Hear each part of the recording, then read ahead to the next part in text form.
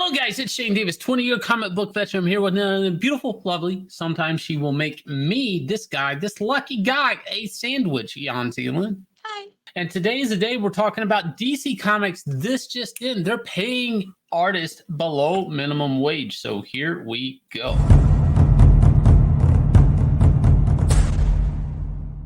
So DC comic book artist Jonathan Glapion, who I've actually worked with before, awesome. One of the top, I would say one of the top 3 comic book inkers in the business, guys. This is one of the contenders. This is one of the giants. If you're aspiring to be an inker in the comic book industry, I would say right now he's obviously top 3. Maybe if you don't like him so much, he's top 5 at least. So why are we talking about somebody like Jonathan Glapion today? Because he's telling everybody that he's breaking it down. Evidently, he's making $90 a page at DC Comics. Now, when I was working at DC Comics a couple of years ago, I was making $140 a page to ink myself. So on Metal Men, I was making about $140 a page to ink. So what's happening here? Well, guys, the falling of the comic book industry, okay? You have to have sales. It doesn't matter what type of woke shit you're trying to sell as comic books. They have to produce income because the profits from the books are then cycled back into the production of future books. If you are driving your comic sales into the ground, getting a spike every now and then, if somebody decides that they're sticking it in something else, then all of a sudden that's fake. That's fake revenue. That revenue, that's that little blip there. A certain character decides to be bisexual. That doesn't sustain anything. It doesn't sustain comic book shops, and if creators can't make a living, this is only going to trickle down the comic book shops. But we're going to talk a little bit of why we're getting to 90-page rate. Please look down below, hit like, subscribe, ring that bell for notifications, because fuck Ron Mars. Anyways, so what do we got here? Let's get into it. Jonathan Glapion tweets, $90 a page for an 8-hour workday equals $11.25 an hour. Work a 13-hour day, which is more realistic, we're talking $7 an hour. These wages will keep you constantly chasing a check and inevitably destroying your health. Nothing is worth inking at those rates. Hashtag inking comics. Yikes. Right. I guess someone is finally willing to spill the beans about how badly he's been being treated, even though he's one of the greats. Okay, so $11.25 an hour. I'm just going to put this in perspective. I was standing in Walmart the other day in self-checkout, and I heard a couple of guys talking to one another as I did their job for them. They were bragging about how in a few days they were kicking up to $15 an hour. So according to Jonathan's math right here, he could tell people how to ring their shit up at Walmart themselves, and he would make more an hour standing around watching people do his job for him. Now, this is a sad state of the industry. Why do people work for these type of wages? I'm going to explain how this happened. It's very simple. The artists let it happen. The creators in the comic book industry really didn't stand up and put their foot down on anything. And basically the big bully company, along with a bunch of SJWs that they could gladly give your job to, doesn't matter. Quality is not a thing anymore. They do not have to pay for quality because they have grinded down the artwork in comics today. So, Jonathan here, another thing that's been leveraged against him is the privilege of inking Batman. The privilege of inking Greg Capullo. Why are these two things being leveraged against him? Well, it's very simple. Because he can sell the originals. Inkers get 1/3 of the originals of every comic book they ink. Now, in his case, a lot of times he's inking non-repo blue pages from Greg, but he's still getting, if not 1/3, maybe all of them, and he's able to sell those originals for money. Now, what's happened here is this has become a negotiation tactic. That because he's probably selling a lot of his artwork online through an art dealer or eBay or something like that. And these horrible corporations are actually leveraging that against him and saying, well, you can afford to take away $50 a page because you're selling every page for $150, $200. And that's really horrible that the company's doing that. Now, Neil Adams is one of the creators that fought for comic artists to even get the original artwork back, like something in like the late 70s, I think, or something like that, in the 70s. And this was partially due to trying to get Jack Kirby his original artwork back. But before then, comic book companies actually owned the artwork. And, it meant a lot for comic book artists to get.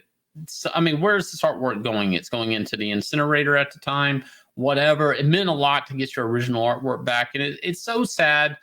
Like, who's fighting the battles today for comic book creators and the rights? Is there another Neil Adams going to come along and fight for page rates to at least not get smaller when they actually should be going up? I mean, the inflation's going through the roof next year. I mean, the real estate, because I'm buying a new house. The real estate market's going to, increase by like 11 to 16% next year.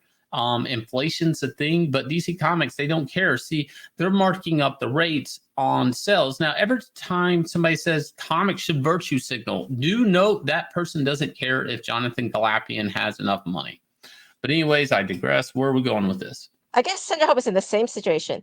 She talks about how, for pencilers who love to pick on the details, it could take 15 to 18 hours to ink a page. Now, for me, I'm kind of like learning on the job. But for me to ink one of Shane's pages, it takes me 12 to 15 hours. If I'm inking a spread, I could say even 30 hours. So if I were working for that kind of rate, I mean, I don't think I'm making minimum wage at all, am I? Well, you're making me a sandwich. That's what you're making. But anyways, let's go. Cheers, dear. But let's look at the economic genius from the let's look at the economic genius from the chief financial officer of Image Comics, Eric Larson. Here's how you bump it up to $30 an hour. Ink that page in 3 hours. Set a timer. When the timer rings, move on to the next page. Wow, that is totally gonna fly, especially when inking like Capillo and all that. So let's talk about this for a second. This elephant in the room. This monkey in the room, Eric Larson's.